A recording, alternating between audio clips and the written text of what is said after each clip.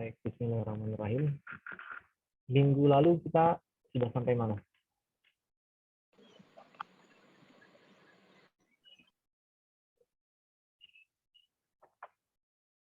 Minggu lalu sudah sampai mana? Ini udah belum?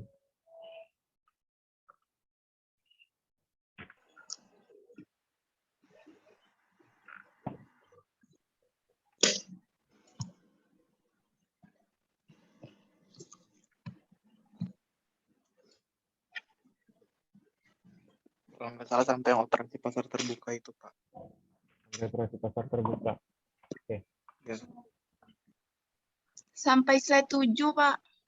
Ya, Oh, udah saya setuju. sekitaran itu. Oke.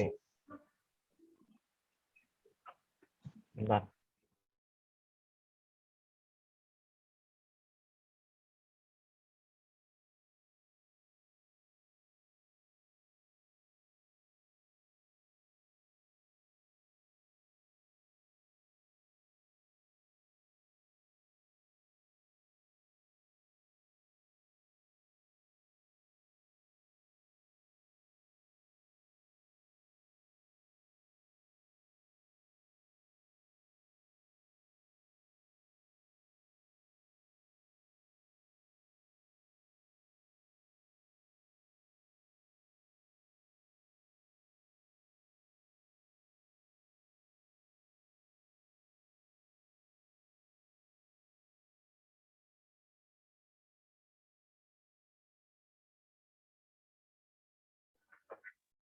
Baik, kita sedikit mengulang, review sedikit saja secara ringkas, biar bisa saling mengingat. Ya. Resesi.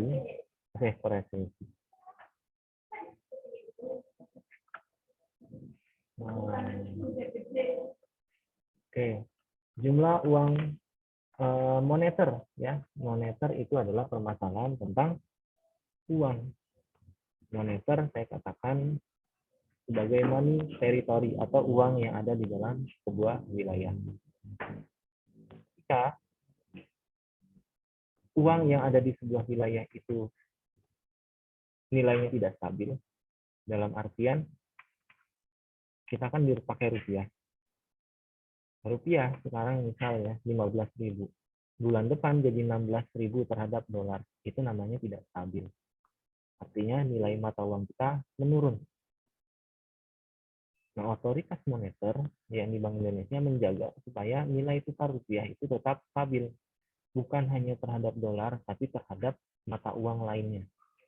Hanya saja kita lebih sering bertransaksi kalau udah lintas luar negeri ya menggunakan dolar Amerika. Makanya kita lebih sering terdepresiasi atau duitnya melemah terhadap dolar. Jarang sekali disebut rupiah lemah terhadap ringgit Malaysia. Jarang. Karena transaksi di dunia itu rata-rata menginginkan dolar. Padahal ada mata uang yang lebih besar dari dolar. Kalau tidak salah, mata uang Kuwait bisa sampai 40.000. Itu lebih besar dari dolar. Hanya karena memang dolar itu digoreng terus, dianggap bahwa inilah mata uang super yang diakui dunia. Padahal enggak juga. Ya. Nah, jadi permasalahan uang, intinya uang aja. Ya dalam kehidupan kita juga uang bisa jadi masalah ya. Punya uang kebanyakan jadi masalah, nggak punya uang lebih masalah lagi. Jumlah uang itu berpengaruh terhadap masalah yang ditimbulkan. Kalau uang beredarnya terlalu sedikit, maksudnya uangnya nggak ada, itu masalah. Kalau uangnya kebanyakan juga masalah. Mungkin ada orang yang berpikir, enak ya punya banyak uang, nggak ada masalah. Itu pandangan orang yang tidak punya uang. Tapi pandangan orang yang punya banyak uang, berbeda lagi. Aduh repot punya banyak uang. Mikirin pajaknya, mikirin gimana nyimpannya, khawatir hilang, khawatir rugi, ini dan itu. Banyak kekhawatirannya. Kalau orang miskin, sorry ya, orang yang tidak punya uang, paling khawatirnya satu aja, khawatir tidak punya uang. Kalau orang kaya, khawatirnya banyak.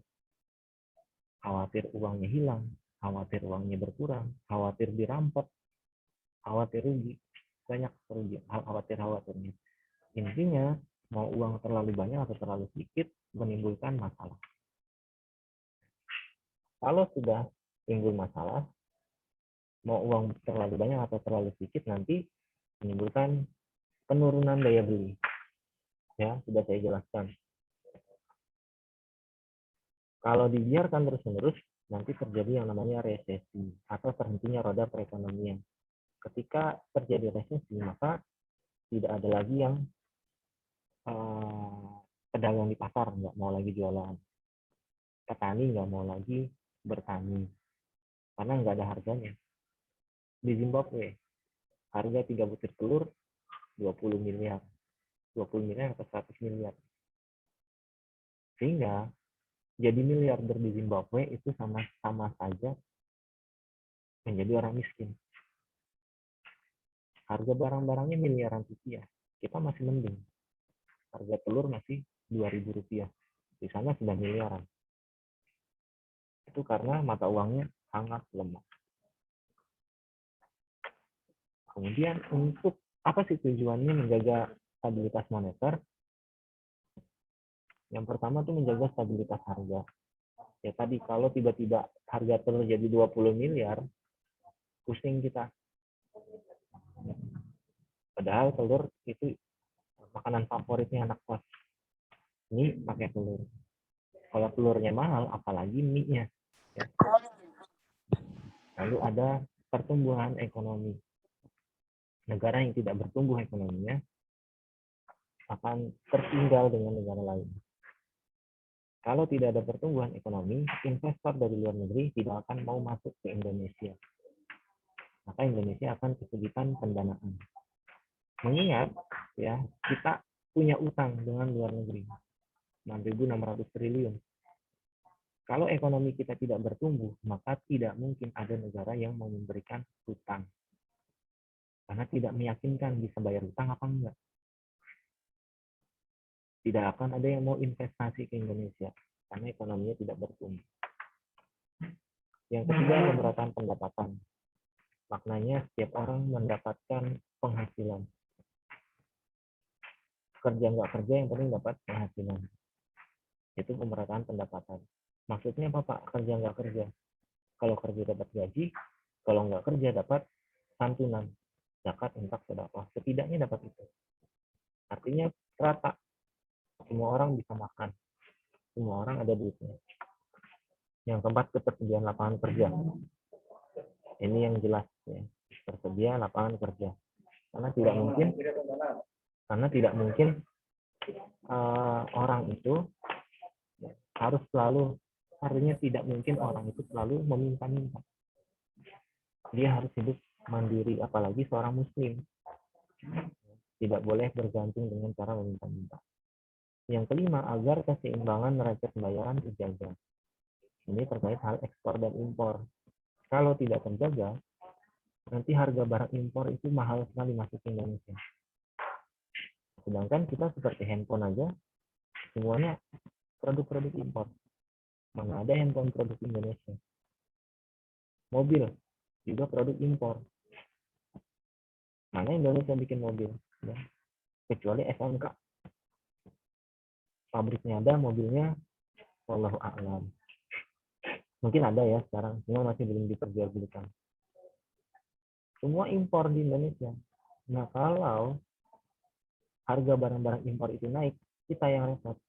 Mau beli HP harganya mahal. Lebih repot lagi kalau yang impornya barang-barang bahan pokok seperti beras. Makanya harus dijaga. Antara ekspor dengan impor harus seimbang. Lalu ada bagaimana cara menjaga kestabilan? Kalau dalam dunia konvensional di Indonesia saja pakai instrumen ini. Instrumen artinya alat. Ada operasi pasar terbuka dengan cara pemerintah menjual surat berharga baik kepada lembaga keuangan ataupun kepada masyarakat. Menjual belikan ya. Ini kalau beli surat berharga nanti dapat bunga. atau beli surat utang. Kalau kita memberikan utang kepada negara, kita dapat bunga. Kan ada namanya obligasi retail Indonesia. Ada nanti kebijakan diskonto. Ini adalah kebijakan menaik turunkan bunga bank. Kalau bunga bank naik, maka minat menabung masyarakat tinggi. Ketika masyarakat banyak nabung, maka jumlah uang beredar akan berkurang karena uangnya banyak ditabung. Kalau bunga bank diturunkan, maka minat menabung masyarakat juga ikut turun. Sehingga uang beredar itu menjadi tambah banyak. Yang ketiga, kebijakan cadangan kas berkaitan dengan permasalahan kredit perbankan. Bank itu punya cadangan minimum dan cadangan maksimum. Semakin banyak cadangan kas yang dipegang oleh perbankan, maka dia semakin banyak bisa menyalurkan kredit. Kalau banyak yang disalurkan kredit, kemarin saya bilang, kalau bank punya banyak uang, dia bebas. Mau ngasih ke A, mau beli motor, silahkan. Dia bisa. Mau ngasih ke B, mau beli mobil, silahkan. Mau yang ke C, bikin usaha, silahkan. Ke D, ada yang mau kawin, pinjam juga ke bank. Dikasih. Kalau bank kebanyakan duit. Nah, tapi ketika bank, cadangan kasnya dikurangi oleh Bank Indonesia, haknya terbatas, maka perbankan ini juga akan lebih selektif memberikan kredit. Yang tadi mau kawin, pinjam ke bank, nggak dikasih, karena tidak produktif. Yang mau beli motor, tidak jadi dikasih. Yang beli mobil juga tidak jadi. Mungkin hanya yang mau usaha aja yang dikasih, karena bersifat produktif. Ketika bank terlalu banyak memberikan kredit, artinya jumlah uang beredar juga bertambah. Kalau bank sedikit memberikan kredit, maka jumlah uang beredar juga berkurang. Dan yang terakhir, kebijakan dorongan moral dengan cara sosialisasi, kemudian beriklan, ya, dan macam-macam. Yang intinya membangun moral masyarakat. Ini instrumen kebijakan moneter di dalam dunia konvensional.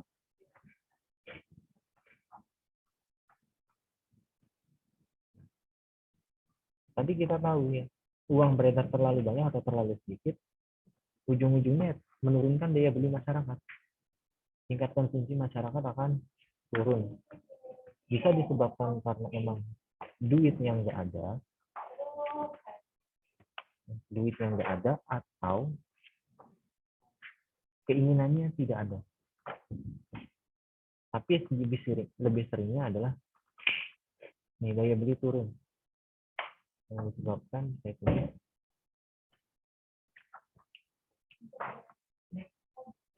duitnya nggak ada, memang dia miskin. Yang kedua, keinginannya nggak ada.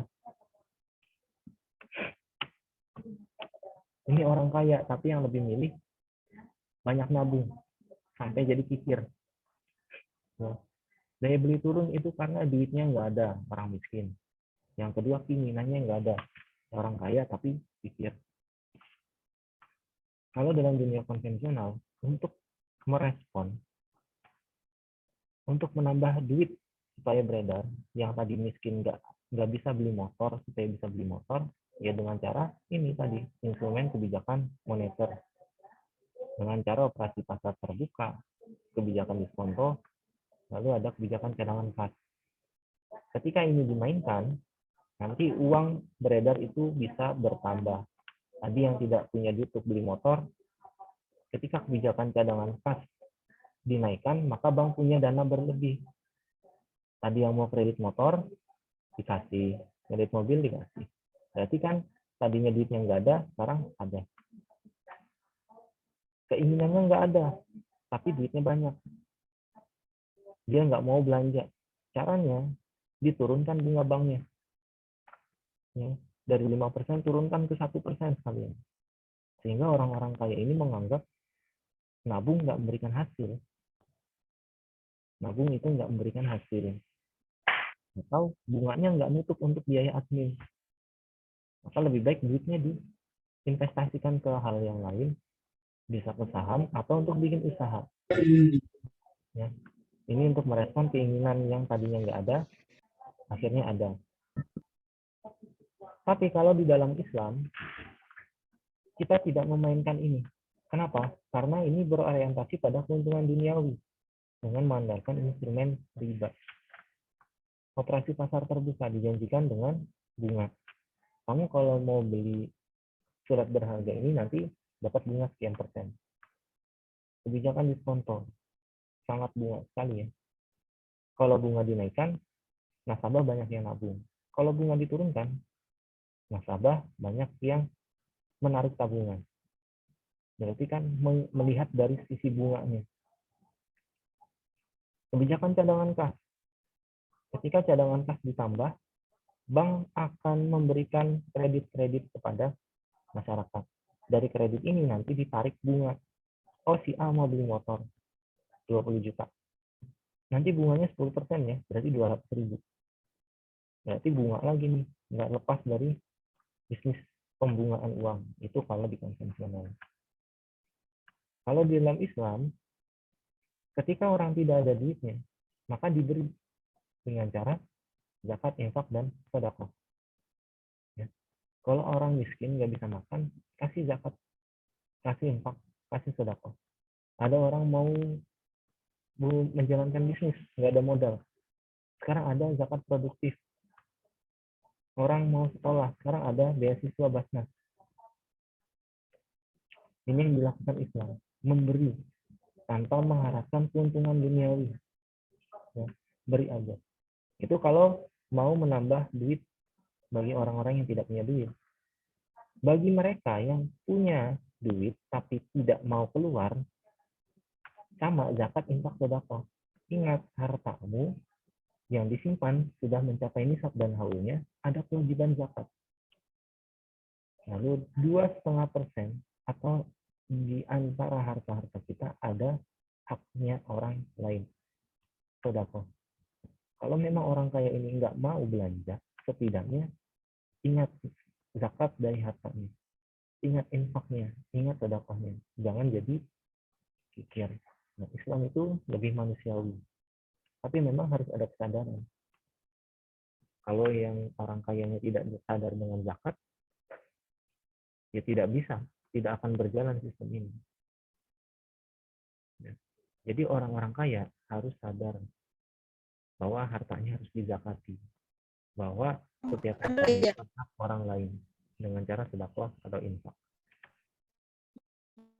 Untuk sadar itu dia harus menjadi orang yang beriman dan bertakwa. Kalau enggak ada Islam tapi tidak beriman dan bertakwa, ya tidak akan jalan.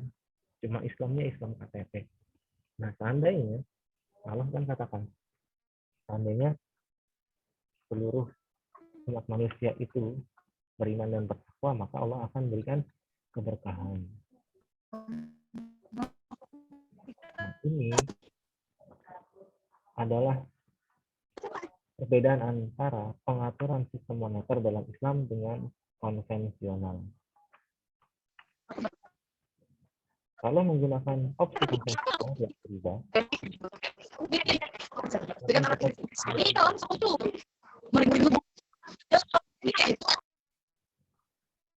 setiap pertambahan tanpa dana adalah riba.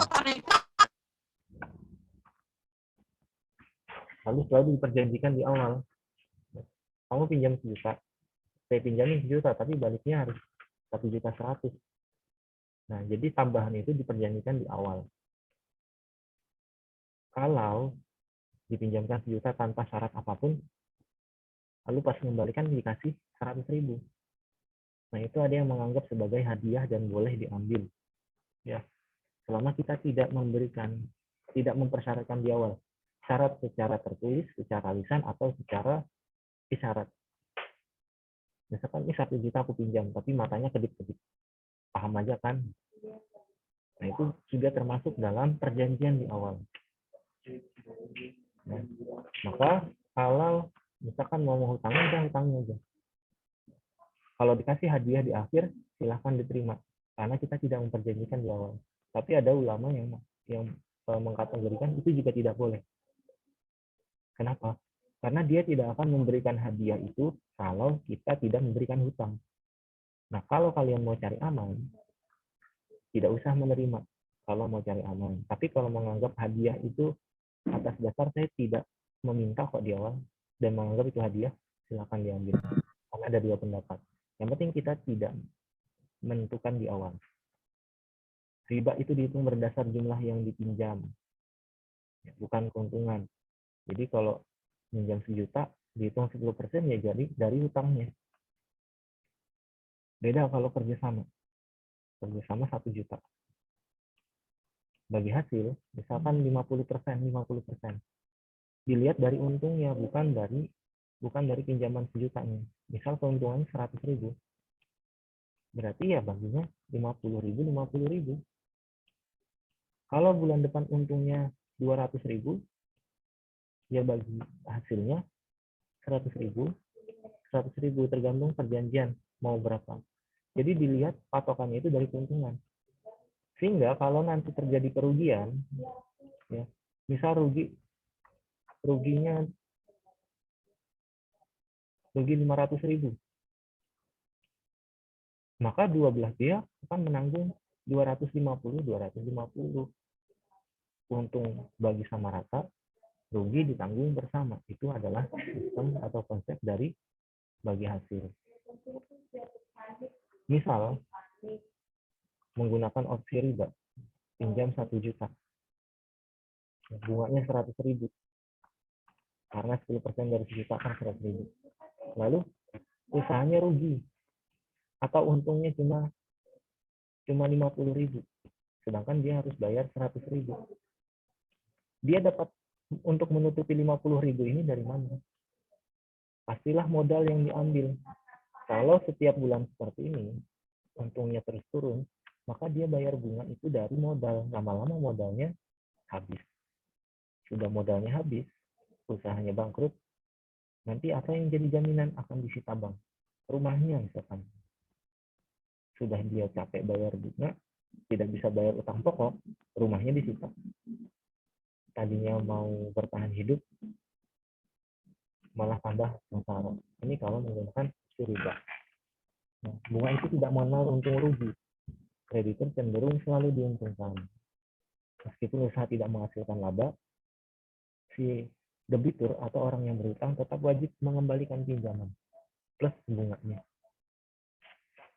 Benar-benar disusahkan kalau menggunakan opsi riba atau bunga.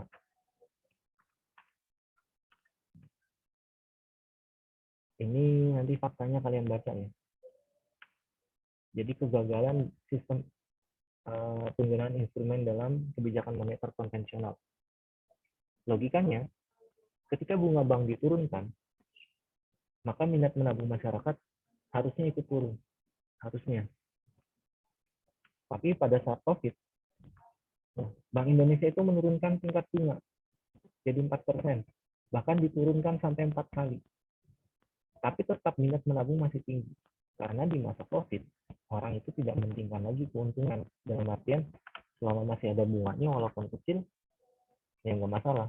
Daripada uangnya dihabiskan di masa COVID. Di masa yang tidak jelas, mau bikin usaha, masih nggak jelas. Takutnya malah buang-buang duit. Mending uangnya diamkan aja di bank. Toh masih ada bunganya, kan gitu. Artinya tidak selalu opsi konvensional itu berjalan dengan baik atau berjalan sesuai kehendak. Karena masyarakat tetap tahu, oh ketimbang harus mengambil duit di masa COVID, masih jauh lebih menguntungkan simpan di bank. Ya. Walaupun bunga bank turun sampai 1%, dibandingkan mereka harus pindah investasi ya, bikin usaha atau investasi di pasar saham, masih lebih beresiko ketimbang nabung di bank. Ya udah mending 1% di bank aja, tapi pasti. Nah, instrumen dalam kebijakan moneter konvensional ini sudah membuat masyarakat mati moralnya, dalam artian memandang segala sesuatu itu berdasarkan keuntungan dan kerugian. untung dan rugi. Kalau nggak memberikan untung, nggak mau. Kalau dalam Islam, tidak memandang untung dan rugi. Ini tadi. Pokoknya akhirat saja. Ya Allah juga janjikan orang yang bersedekah, hartanya tidak akan berkurang. Justru akan bertambah. Bertambah di dunia dan bertambah di akhirat. Maka tujuan seorang muslim itu adalah dunia akhirat. Operasi moneter sistem konvensional, masyarakat itu dimanjakan dengan iming-iming keuntungan yang tak terbatas, yakni bunga. Kenapa tak terbatas? Saya katakan tadi, orang yang investasi berbasis bunga, dia selalu dijanjikan keuntungan. Berapa persen? 10, 5%. Tergantung janjinya berapa. Ya. Mau dia tidur-tiduran, mau dia main game, tetap. Ya. Yang kerja, orang yang pinjam ke bank. Mereka yang nabung, tetap dapat. Contoh, misal, si Nadia pinjam duit ke saya 1 juta. Ya, untuk bikin usaha, Pak. Oke, saya pinjamkan 1 juta. Tapi bunganya setiap bulan 100.000 ya. Nah, dia sepakat. Saya tinggal tidur-tiduran di rumah, main game, ya, jalan-jalan. Setiap bulan terima 100.000. Yang capek siapa? Nadia. Mau usahanya Nadia untung atau rugi, saya nggak mau tahu. Yang penting kamu punya utang 1 juta plus bunganya 100.000 setiap bulan. Mau misalkan Nadia hari ini nggak dapat untung, ya saya nggak peduli. Pokoknya kamu punya tanggungan utang 1 juta plus bunga 100.000 tiap bulan. Kalau Nadia nggak bisa bayar, misalkan handphonenya Nadia akan saya sita. Ya, artinya kan di sini siapa yang punya modal paling besar? Yang punya modal akan semakin kaya. Yang miskin semakin miskin. Inilah kapitalis. Karena keuntungan yang tak terbatas ini, sehingga landasan berpikir masyarakat pun berubah. Semua atas dasar keuntungan. Jadi yang awal kita mengagungkan Pancasila, oh ini ideologi kita Pancasila. Ketuhanan yang Maha Esa. Mayoritas masyarakat kita Muslim, katanya ketuhanan yang Maha Esa. Tapi ternyata aturan-aturan Tuhan tidak diikuti. Lembaga ribawi semakin berkembang. Siapa yang mengembangkan? Ya jelas ada campur tangan orang Islam. Karena mayoritas kita adalah penduduknya Muslim. Tidak mungkin dong sisanya ya yang sebesar 15% itu yang memajukan perbankan. Pastilah yang mayoritas itu ikut berperan. Katanya ketuhanan yang Maha Esa, tapi aturan Tuhan dilanggar. Ya, kemanusiaan yang adil dan beradab. Ya, melihat orang menindas. Apa tadi sila kedua saya lupa. Manusia yang adil dan beradab. Ya, apakah sudah terlihat adil dan beradab?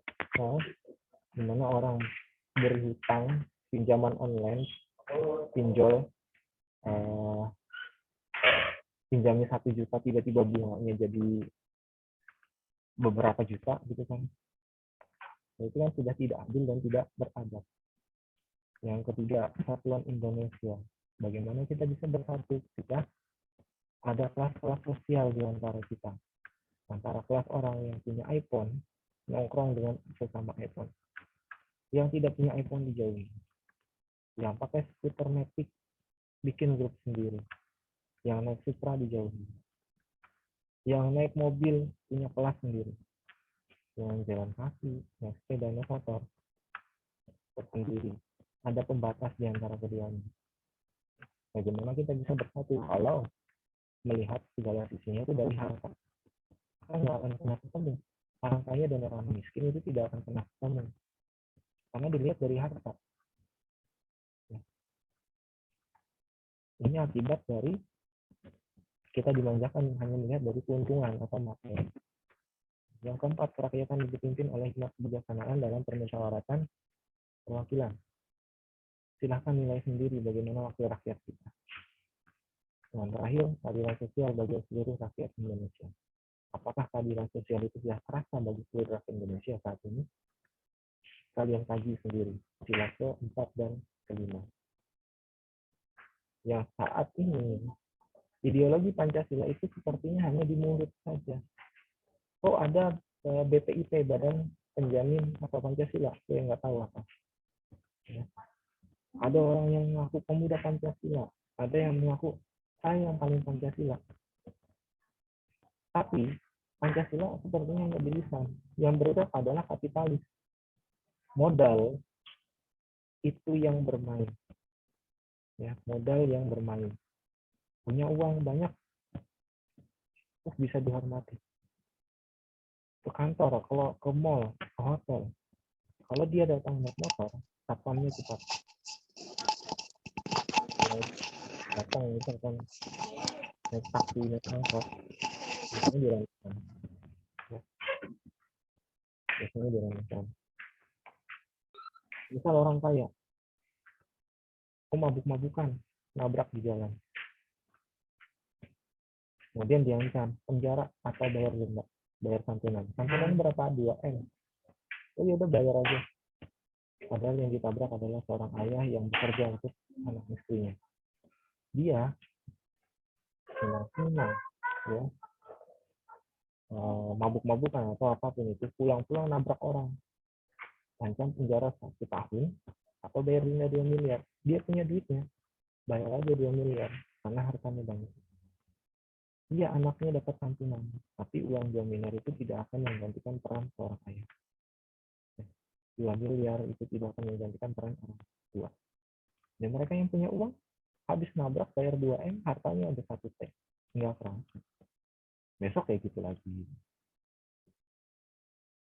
Maka semua jadinya dipandang atas dasar materi. Moral masyarakat tentang budaya gotong royong telah mati dan bergantung menjadi individualistik, artinya lebih mementingkan diri dan kelompoknya. Kita nggak ada lagi gotong royong. Semua dilakukan atas dasar untung dan rugi. Kalau saya menolong, apa untungnya untuk saya? Oh, kalau saya ikut ngasih bagi-bagi duit ke fakir miskin di jalanan, kira-kira apa untungnya untuk saya? Nggak ada untungnya kalau cuma bagi-bagi. Tapi kalau di videoin terus diupload di YouTube, ada untungnya. Maka semua dilakukan atas dasar keuntungan. Oh, kalau bagi-bagi makanan, kira-kira untung nggak dari saya? Ya kalau kamu cuma bagi-bagi makanan, tidak akan memberikan keuntungan. Tapi kalau direkam, upload YouTube, jadi keuntungan. Maka gotong royong ini dilihat dari untung dan rugi sekarang.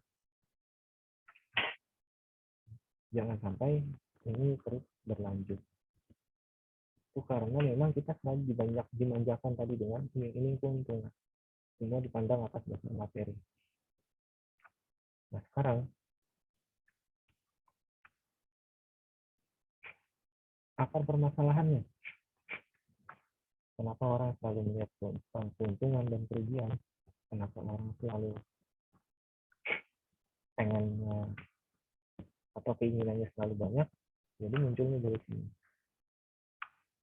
Setiap manusia itu pasti punya kebutuhan. Punya kebutuhan. Tapi kebutuhan itu harus dipenuhi. Kebutuhan pokok, sandang, pangan, papan. Tapi tidak semua orang punya faktor pemuas yang cukup. Kebutuhan yang berlebihan atau disebut dengan keinginan itu diiringi dengan hal nafsu. Jadi kalau kebutuhannya sudah melebihi batas, namanya keinginan. Oh, saya butuh makan. 1 piring cukup. Tapi pengennya 2 piring, 3 piring. Nah, ini jadi keinginan. Masalahnya, faktor pemuasnya ini terbatas. Faktor pemuasnya terbatas. Saya mau beli mobil. Kebutuhannya adalah transportasi dari rumah ke kampus. Ketika saya naik sepeda motor sudah cukup. Tapi karena kebutuhan saya lebih-lebihkan jadi keinginan, maka saya maunya mobil. Keinginannya adalah mobil. Faktor pemuasnya ada nggak? Duitnya nggak ada. Nanti malah kalau keinginannya tinggi tapi tidak ada faktor pemuas, maka jadi tidak seimbang. bisa menimbulkan krisis.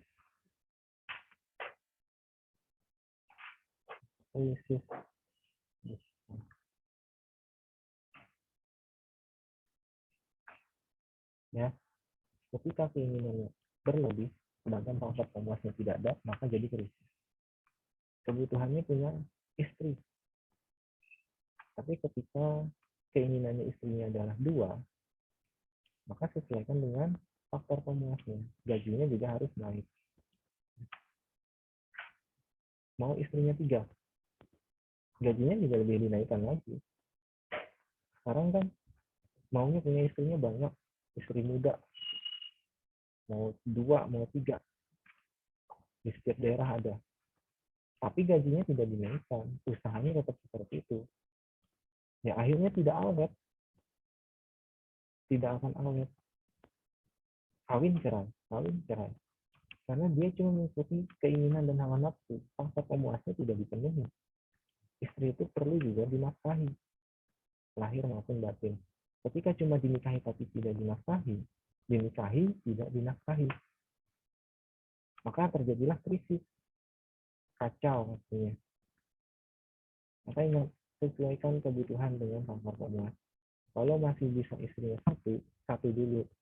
Kalau bisa berlaku adil, maka 2, boleh 3 sampai 4. Kan hadisnya seperti itu. Kalau mampunya Xiaomi, jangan paksakan iPhone. Kalau mampunya Suprafit, jangan paksakan Scoopy. Ya, bisa dipahami ya.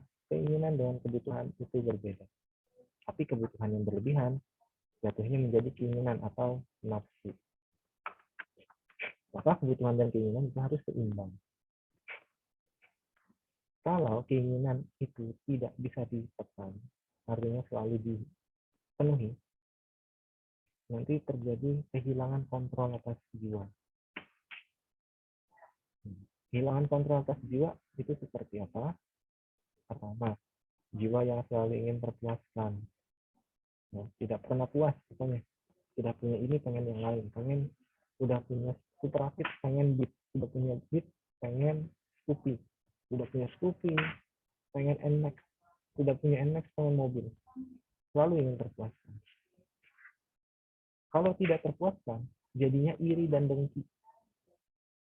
Lihat tetangga baru beli motor, paling juga utang. Lihat tetangga tiba-tiba bisa beli mobil, nggak kerja tapi duitnya ada, melihara babi ngepet tuh. Kan jadinya seperti itu, iri dan dengki. Padahal pekerjaan sekarang kan banyak, nggak mesti harus ke kantor. Ada yang kerja dari rumah, menghasilkan duit banyak. Cuma karena iri dan dengki aja, sampai orang dibilang melihara babi ngepet. Lalu muncul jiwa yang egois dan tak mau mengalah. Nggak mau ngalah, jadinya kalau mau apa turuti. Akhirnya segala cara nanti dilakukan. Oh teman lagi rame nih nongkrong next titik. Akhirnya minta ke orang tua. Nggak, orang tua tidak bisa memenuhi, marah, rumah dibakar. Kan ada yang seperti itu. Orang tuanya dibunuh. Atau dia merugikan diri sendiri, bunuh diri. Kehilangan kontrol atas jiwa. Padahal keinginan itu tidak ada batasnya, faktor pemuas ada batasnya. Sehingga sesuatu yang tidak ada batasnya dengan sesuatu yang ada batasnya nanti jadinya krisis. Krisis ketemu keinginan.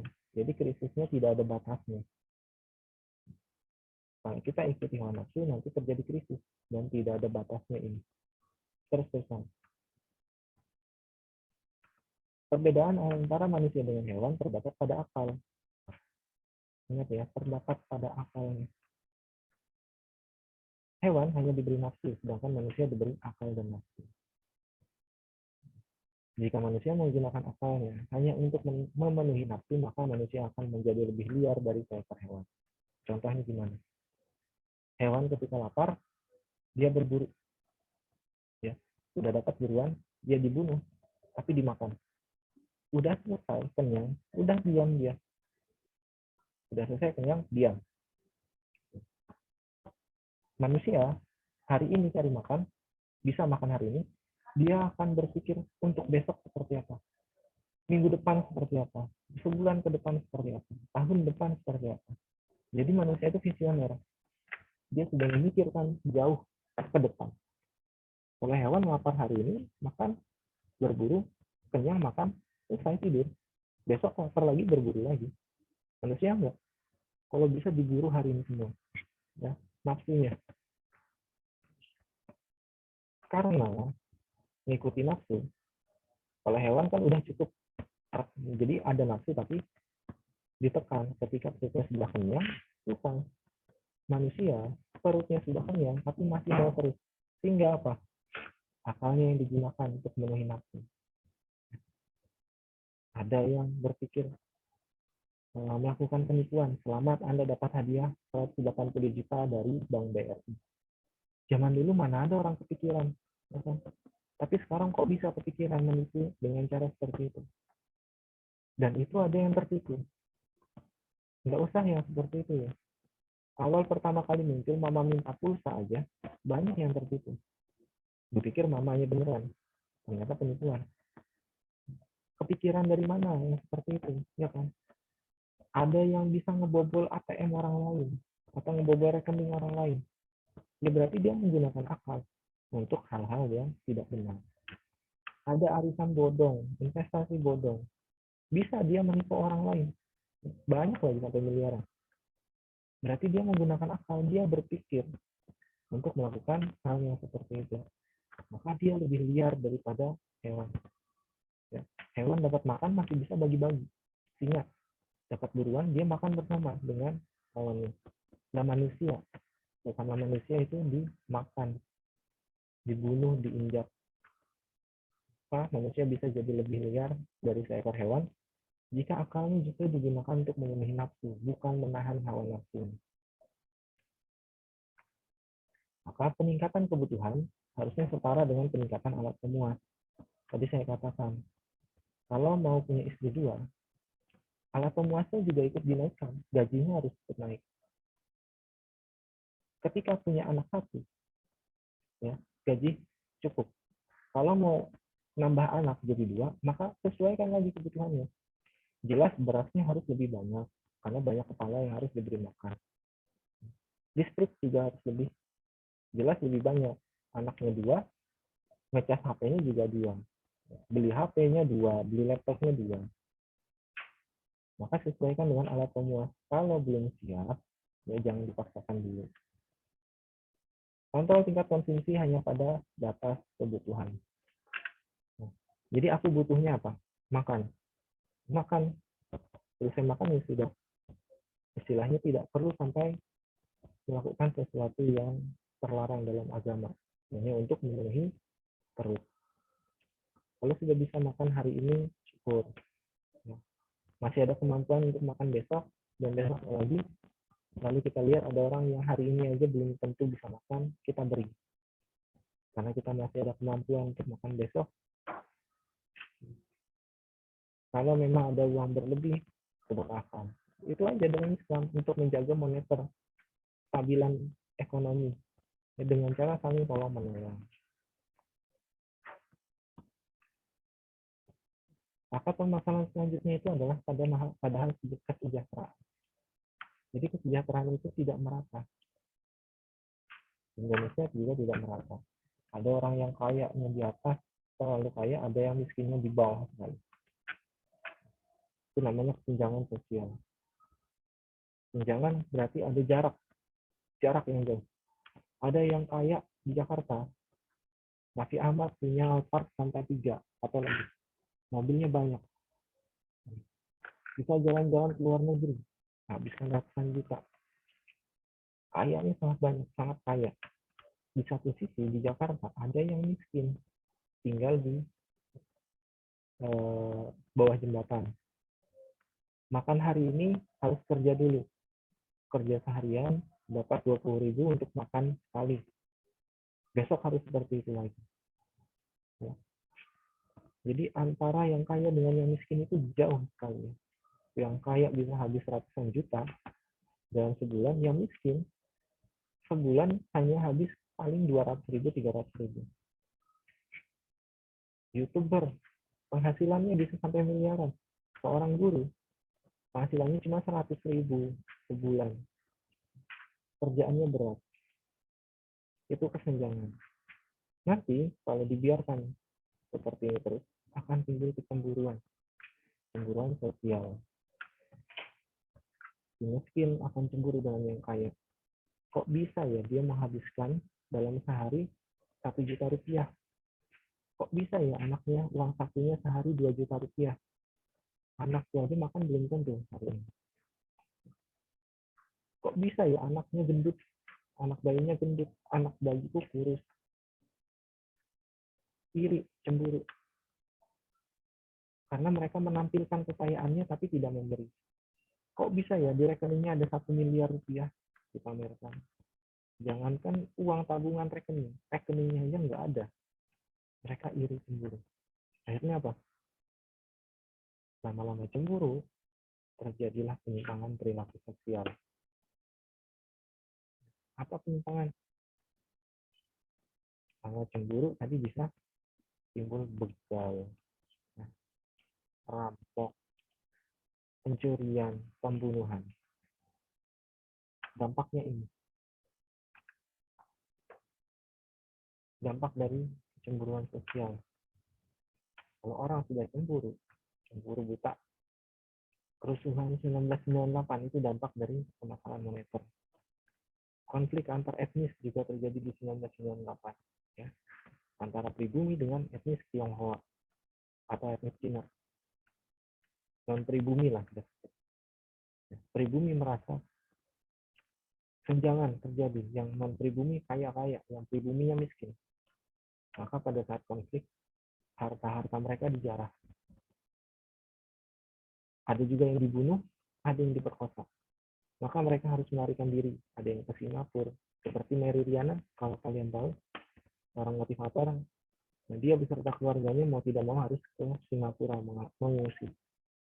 Karena terancam nyawanya. Ini akibat penyimpangan perilaku sosial, kecemburuan ini tadi. Ya.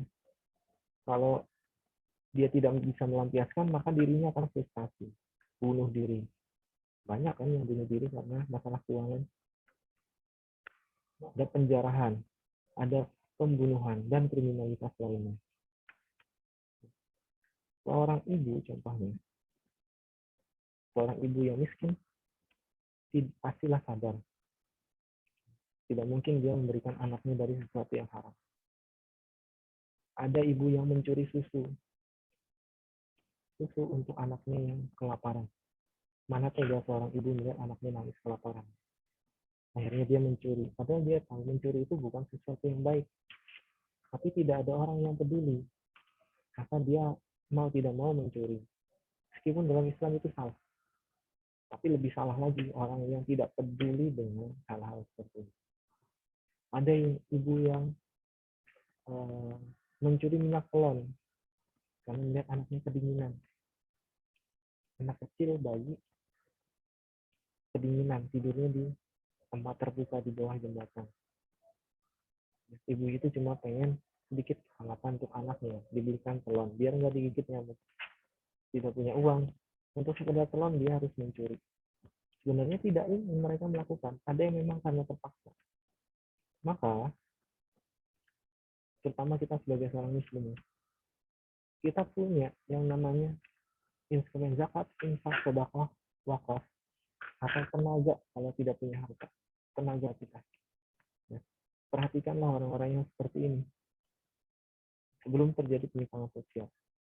Misal dalam hari ini, ketemu orang, pinggir jalan, kelaparan. Kumuh. Berilah makanan. Siapa tahu, selama dia menunggu tadi, ya, dia udah kepikiran. Hari ini nggak punya makan. Apa merampok aja ya? Apa mencopet aja ya? Karena perutnya yang berbicara. Tapi ketika kita datang memberikan makanan atau memberikan sedikit uang, bisa jadi itu menggagalkan rencana buruknya. Yang tadinya lapar, udah mau nyopet, dikasih makanan, batal nyopetnya, nggak jadi. Kriminalitasnya nggak jadi.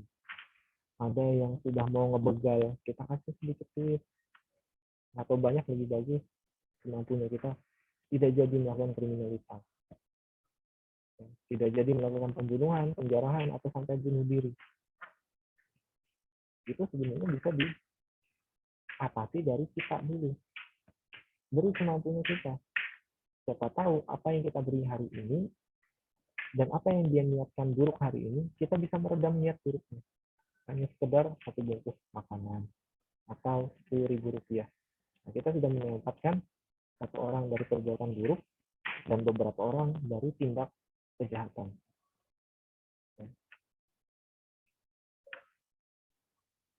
Lalu kita bahas lagi. Islam di Indonesia itu mayoritas. Umat Muslim itu mayoritas, tapi ekonomi Islamnya minoritas. Umat Islamnya itu minoritas. Meskipun orang Islamnya banyak, tapi ekonomi Islamnya tidak berkembang. Nah, baru-baru ini berkembang. Tapi khawatirnya berkembangnya ini bukan memang dengan niatan mengembangkan ekonomi Islam, tapi hanya sekedar mengejar pangsa pasar. Artinya orang sekarang lebih, yang syariah aja.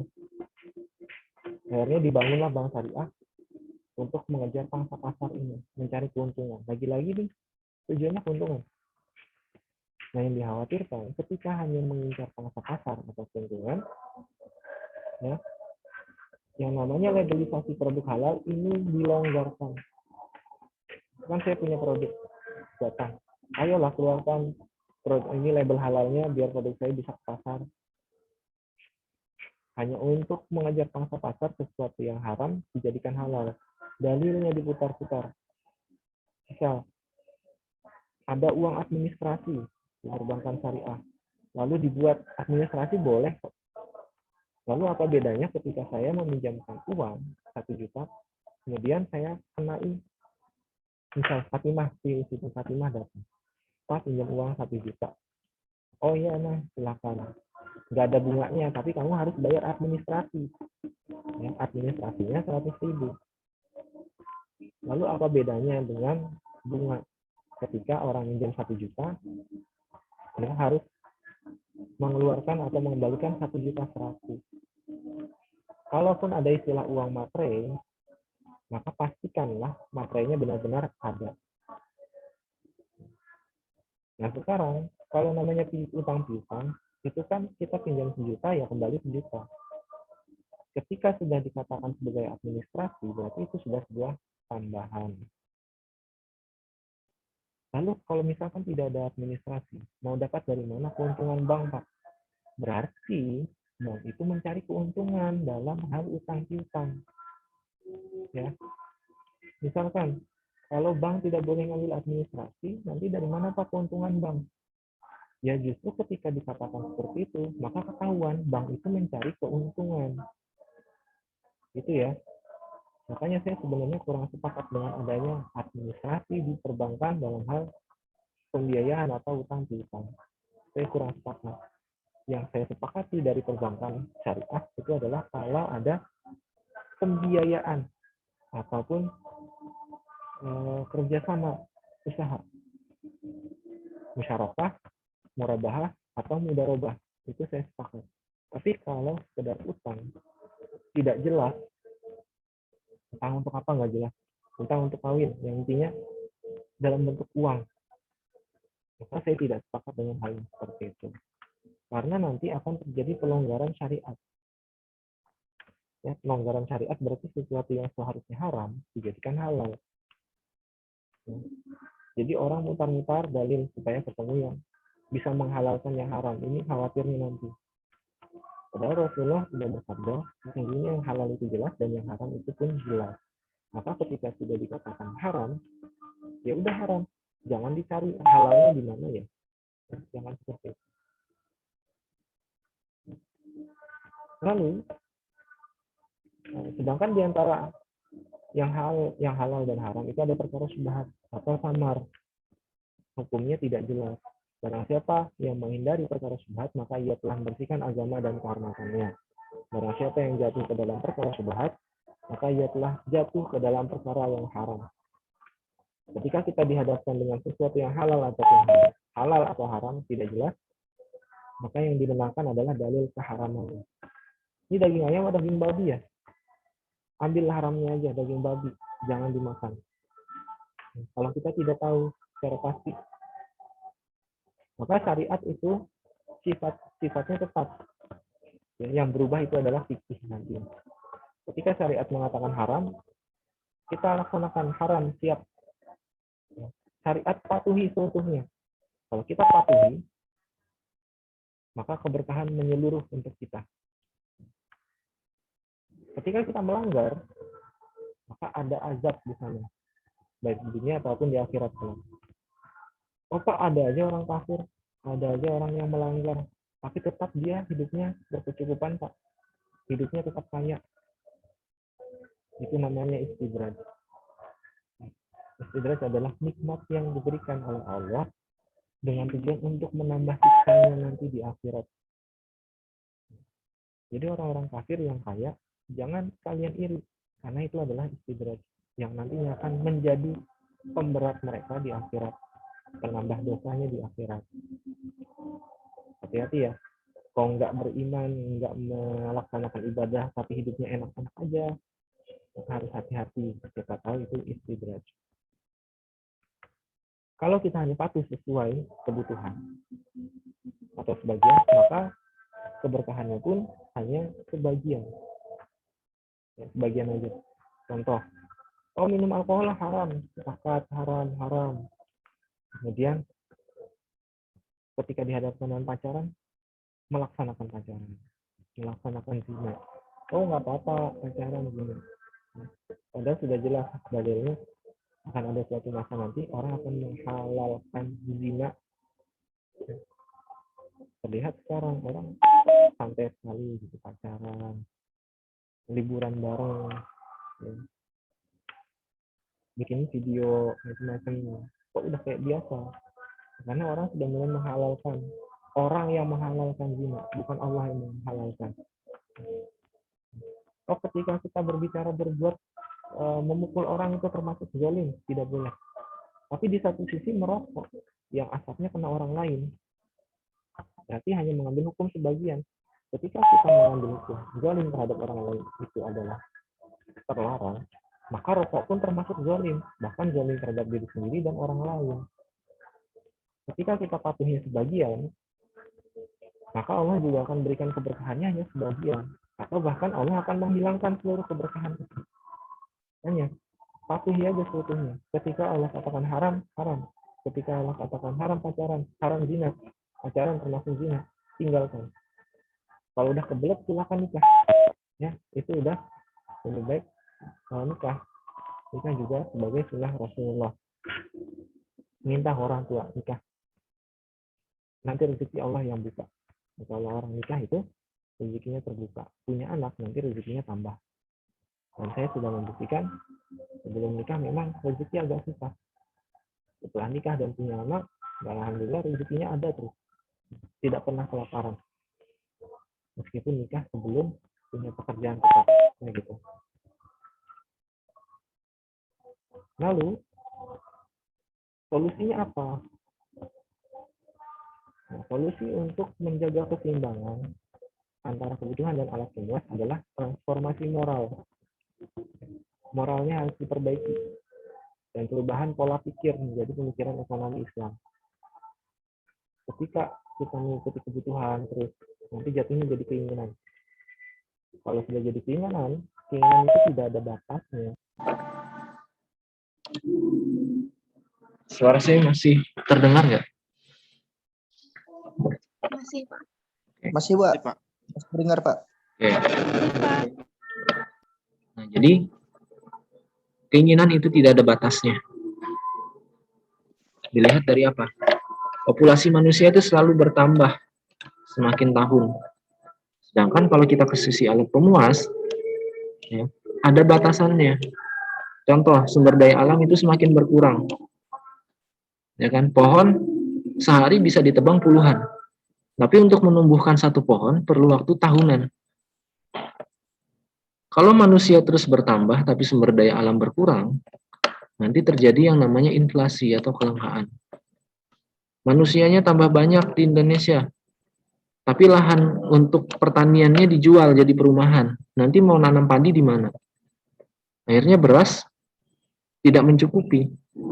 Kita impor lagi dari luar negeri. Ya. Kalau beras sudah langka, nanti jadi inflasi atau naik harganya.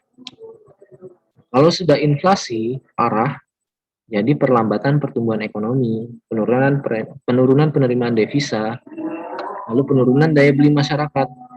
Ya, masyarakat yang miskin tambah miskin kalau harga beras naik. Dampak jangka panjangnya apa? Kesehatan turun, ya, karena makanan harganya mahal, akhirnya mereka makan makanan tidak sehat.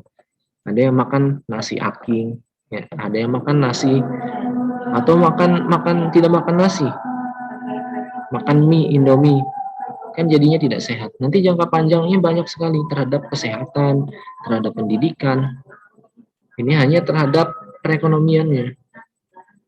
Nah, supaya tidak terjadi ini, maka perlu dikendalikan. Sebelum terjadi inflasi, kendalikan dulu. Caranya transformasi moral atau perbaikan moral. Rasulullah datang, moral itu sama dengan akhlak ya. Rasulullah turun itu untuk menyempurnakan akhlak. Ya, akhlak sebagai seorang muslim. Dan sekarang akhlak atau moral itu mulai, orang Islam kita nih mulai berubah lagi. Yang jilbaban, oke, jilbab, tapi masih goyang di sosmed, pakai TikTok, bajunya ketat. Pakai jilbab, tapi seperti tidak pakai jilbab. Joget di pinggir jalan, seperti tidak ada malunya. Maka kita perlu transformasi ulang moral kita. Istilah HP itu direset lagi. Direset seperti seorang muslim yang diajarkan Rasulullah. Cara meresetnya seperti apa? Cara untuk transformasi moral sebagai seorang muslim seutuhnya sesuai yang diajarkan oleh Rasulullah, yakni dengan cara beriman dan bertakwa. Iman dan takwa. Allah sudah katakan, andai kata penduduk negeri-negeri beriman dan bertakwa, pastilah kami akan melimpahkan kepada mereka keberkahan dari langit dan bumi. Nah, kalau penduduk Indonesia bisa beriman dan bertakwa, Allah limpahkan keberkahan. Tapi sayangnya kita tidak bisa beriman dan bertakwa seutuhnya. Ada yang Islamnya cuma Islam KTP. Tapi mereka mendustakan ayat-ayat kami, maka kami siksa mereka disebabkan perbuatannya. Yang pertama jelas dasarnya adalah iman dan takwa. Yang kedua, tekan hawa nafsu. Ini contohnya, Rasulullah bersabda, ketahuilah seandainya ia menyebut nama Allah, yakni bismillah, niscaya makanan itu akan mencukupi kalian. Jadi kalau ada yang makan, nggak kenyang-kenyang, atau pengennya banyak, nah kemungkinan makannya diganggu setan, diikuti setan. Maka bacalah bismillah, itu udah cukup sebagai awal untuk mengawali apapun, mau makan, mau berkegiatan, baca bismillah. Ini juga bisa untuk orang yang mau mencoba diet misalnya. Kalau mau makan baca bismillah. Insya Allah nanti makanan yang sedikit itu terasa mengenyangkan. Yang ketiga, jangan ikuti hawa nafsu. Ya, karena Allah mengatakan, janganlah kamu mengikuti hawa nafsu, karena ia akan menyesatkan kamu dari jalan Allah. Berarti kalau sudah ikut hawa nafsu, mengikuti keinginan atas dasar hawa nafsu, kita sudah tersesat. Jangan ikuti hawa nafsu. Tadi yang kedua menekan ya, ada hawa nafsu ditekan. Makan kebutuhan, tapi kalau berlebihan jatuhnya jadi hawa nafsu, maka kita tekan, jangan sampai berlebihan. Mengikuti hawa nafsu, ketika tidak punya kemampuan atau alat pemuasnya tidak mencukupi, maka jangan diikuti nafsunya. Oh, belum saatnya beli mobil, ya nanti. Belum saatnya beli rumah, sewa dulu. Jangan sampai sesuatu yang haram itu kita jadikan halal. Oh, misalkan Pak jadi pramugari, tapi pakaiannya seksi. Ya, pakaiannya seksi, tidak pakai jilbab. Alasannya apa? Demi kebutuhan hidup, Pak. Nah, kamu hidup cuma beberapa tahun di dunia, lalu bisa menghalalkan yang haram. Di akhirat nanti kan seumur hidup. Apakah tidak ada pekerjaan lain selain jadi pramugari? Kalau mau jadi pramugari silahkan boleh, tapi pramugari yang memang sesuai dengan syariat Islam, pakaiannya sopan, kemudian pakai jilbab, nah itu nggak apa-apa. Tapi kalau udah roknya rok mini, tidak pakai jilbab, maka jangan dilakukan. Oh, kerja di bank, Pak, bank konvensional. Saya kan tidak makan ribanya, saya kan atas dasar pekerjaan. Saya cuma pelayan, melayani nasabah, berarti bukan ribanya. Kamu digaji dari duit hasil riba. Kerja di bank ya duit hasil riba. Maka sama aja kamu mendukung proses riba. Ingat, orang yang terkena dosa riba itu tidak hanya pelakunya. Ya. Jadi 2 orang pelaku, penulisnya, saksinya, itu kena semua. Maka mereka yang kerja di perbankan konvensional, berurusan dengan riba, itu kena dosanya. Oh, saya cuma ini Pak, jaga aja, jadi satpam. Berarti dia sebagai saksi. Saksi bahwa orang ini pernah ke bank, mau bertransaksi riba. Ya, kita sekarang di dunia silahkan, oh saya cuma ini Pak, saya cuma itu. Tapi nanti mulut kita ditutup, yang berbicara adalah mata. Ya, di akhirat bersaksi di hadapan Allah, oh mata saya yang melihat dia ke bank, dan saya membiarkan itu. Atau saya justru melayaninya. Udah urusannya lain lagi. Jadinya kita masih bisa. Tapi kan ini, tapi kan itu. Tapi di hadapan Allah nanti tidak ada tapi-tapi. Mulut kita ditutup, yang berbicara adalah anggota tubuh. Sedekah dan zakat. Ya. Untuk mengatasi tadi, dalam Islam, zakat, infak, sedekah, wakaf. Bahwa dalam setiap harta terdapat hak orang lain. Jadi ingat, kalau kita ada harta, ada hak orang lain. Namanya hak orang lain berarti harus diberikan. Jangan terlalu pelit atau sampai kikir. Yang kelima, tinggalkan riba. Allah musnahkan riba dan menyuburkan sedekah. Inilah mengapa Indonesia masih banyak sekali masalahnya. Utangnya aja kan berbasis riba. Jadi agak susah sebenarnya. Agak susah. Tapi ya memang karena kita bukan negara Islam. Tapi seharusnya dengan masyarakat muslim yang banyak, ya masyarakat muslim kita banyak, ya jangan sampailah menggunakan instrumen riba. Oh, riba untuk pembangunan Pak, untuk bangun tol, bangun ini dan itu. Kan tadi saya katakan, ketika ada keinginan tapi belum diseimbangkan dengan alat pemuas, maka jangan dulu. Oh, kita perlu bangun tol, keinginannya sudah butuh atau belum tolnya? Ada nggak kemampuannya? Kalau belum begitu butuh dan belum ada kemampuan, tahan dulu, sabar dulu. Ya sekarang kan ujung-ujungnya malah terlilit utang semakin banyak. Dan akhirnya proyek-proyek tol tadi dijual lagi ke swasta. Ya, kita agak sedikit sensitif pembahasannya, tapi memang inilah pembahasan dalam moneter. Ketika kita belum ada kemampuan, jangan paksakan. Oh, mau bangun kereta cepat, bangun. Katanya ini kan yang lagi rame. Akhirnya mengandalkan investasi asing ataupun utang lah itu, ya berbasis riba. Sebenarnya belum terlalu butuh, masih bisa ada transportasi yang lain. Nah sekarang pada saat krisis itu proyek harus selesai. Ujung-ujungnya makan dana APBN, motong dana APBN. Nanti untuk menyelesaikan tidak ada dana apa? Utang lagi kita. Orang lagi krisis seperti ini. Makanya kalau tidak ada kemampuan, tekan dulu keinginannya.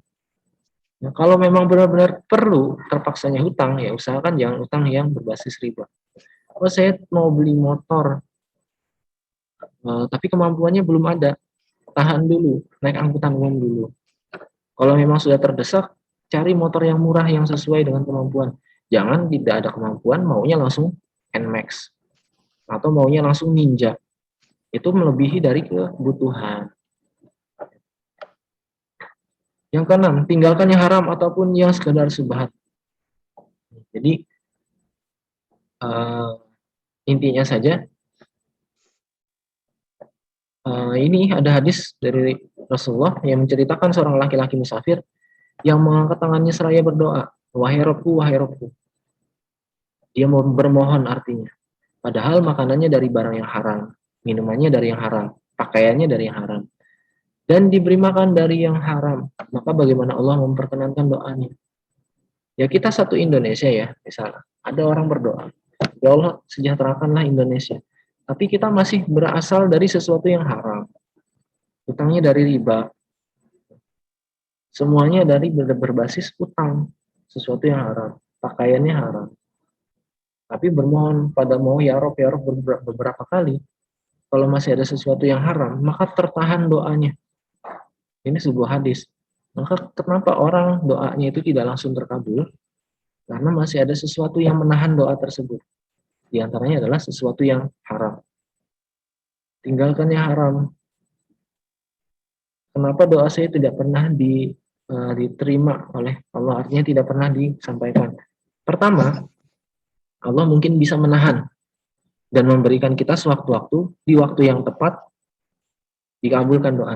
Yang kedua, doa kita tertahan karena ada sesuatu yang membuat doa tersebut tertahan. Yakni sesuatu yang haram masih kita gunakan. Maka ketika kita masih pacaran, kita berdoa, ya Allah jadikanlah dia istri saya, ya Allah jadikanlah dia setia. Tapi kita masih dalam sesuatu yang keharaman. Bagaimana Allah mau mengabulkan doa itu? Maka tinggalkan yang haram.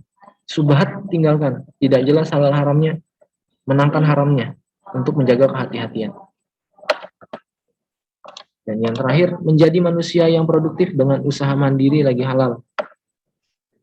Rasulullah bersabda, pekerjaan seorang laki-laki dengan tangannya sendiri dan setiap jual beli yang mabrur itu adalah sebaik-baik pekerjaan.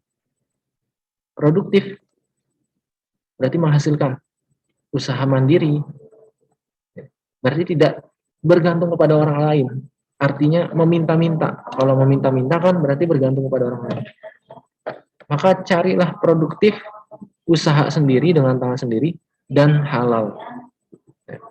Halal dalam artian memulai usaha, kemudian berproses, sampai memperoleh hasil semua harus halal. Memulai usaha, modalnya jangan dari yang riba. Nanti Allah kan sudah jelas, Allah musnahkan riba. Ketika kita memulai dari sesuatu yang haram, maka Allah tidak akan berikan di sana keberkahan. Mau usaha modalnya sedikit, kecil, ya udah mulai dari sana dulu. Meskipun besar tapi dari riba, maka Allah tidak akan berikan keberkahan dari sana. Nanti sudah utang besar, rencana bisnis ini dan itu, bangkrut malah tambah sengsara. Kalau tidak bangkrut, hati-hati dengan istidraj tadi, ya, nikmat yang diberikan untuk menambah kesengsaraan. Nah, ini ada 7 hal bagaimana transformasi moral bisa tercapai untuk menjaga stabilitas moneter dalam sudut pandang Islam. Pertama, beriman dan bertakwa. Kedua, menekan hawa nafsu. Yang ketiga, jangan mengikuti hawa nafsu. Keempat, sedekah dan zakat. Sedekah, infak, wakaf, zakat. Yang kelima, tinggalkan riba. Yang keenam, tinggalkan yang haram ataupun sekedar subhat. Yang ketujuh, menjadi manusia yang produktif dengan usaha mandiri lagi halal. Ya, slide terakhir. Kita lihat Islam banyak sekali kok aturannya. Ada halal, ada haram. Lalu apakah Islam membatasi kreativitas dan perkembangan manusia? Kan kita, kok Islam banyak sekali aturannya. Ribet banget jadi manusia. Ribet banget hidup sebagai seorang muslim. Terlalu dikekang. Maka jawabannya Islam itu tidak membatasi kreativitas.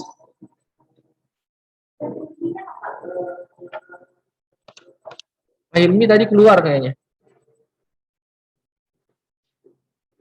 Ya. Islam itu tidak membatasi kreativitas, tapi Islam itu menjaga manusia dari sesuatu yang buruk. Aturan-aturan Islam itu menjaga umat muslim tetap pada jalurnya.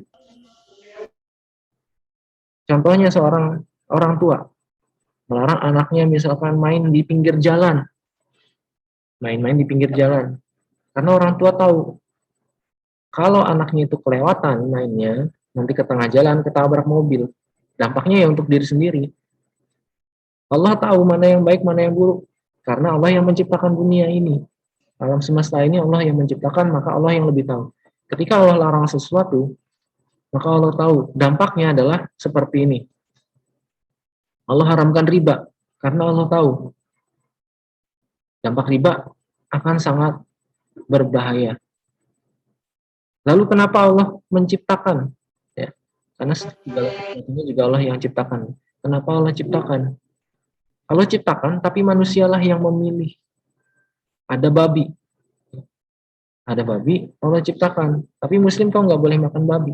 Ya itu hak, itu yang memilih adalah manusia itu sendiri.